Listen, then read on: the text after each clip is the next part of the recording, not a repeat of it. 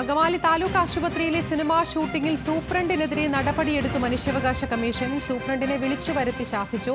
ഇത്തരം സംഭവങ്ങൾ ഇനി ആവർത്തിക്കരുതെന്നും മുന്നറിയിപ്പ്.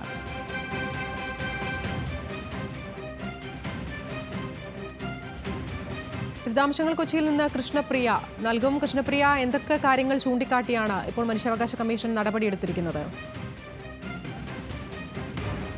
കഴിഞ്ഞ ദിവസമാണ് അങ്കമാലി താലൂക്ക് ആശുപത്രിയിൽ രോഗികളെ വരച്ച് സിനിമ ഷൂട്ടിംഗ് നടന്നത്. ജിത്തു മാധവൻ സംവിധാനം ചെയ്യുന്ന സിനിമയുടെ ഷൂട്ടിംഗ് ആയിരുന്നു. രോഗികൾ വളരെയധികം ബുദ്ധിമുട്ടിലായ ഒരു സംഭവം കൂടിയായിരുന്നു ഇതിൽ മനുഷ്യാവകാശ കമ്മീഷൻ സ്വയം കേസെടുക്കുന്ന ഒരു സാഹചര്യം ഉണ്ടായിരുന്നു. ഇതിന് പിന്നാലെയാണ് ഇപ്പോൾ ആശുപത്രി സൂപ്രണ്ടിനെ വിളിച്ചു വരുത്തി ശാസിക്കുന്ന ഒരു നടപടിയിലേക്ക് നീങ്ങിയിട്ടുള്ളത്. ഇത്തരം സംഭവങ്ങൾ ഇനി